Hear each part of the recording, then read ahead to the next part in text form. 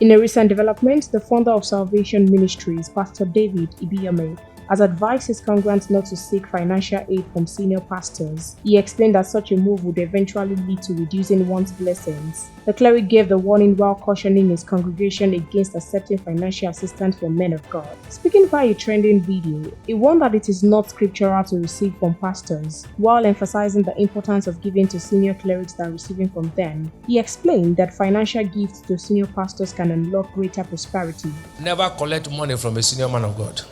You are reducing your blessing. I'll be the last person in this world to collect a dime from a people. Not because challenges have not come, but that's not how it works. I can sow to senior men. They are senior men to me today. Are you guys see that? But I will not go and say, Pastor Femi, please, can you just help me? No, it's not scriptural. Don't collect money from a senior man. You are reducing your prosperity. We'll continue to supply you more trending news updates. Please stay tuned to NaijaNews TV.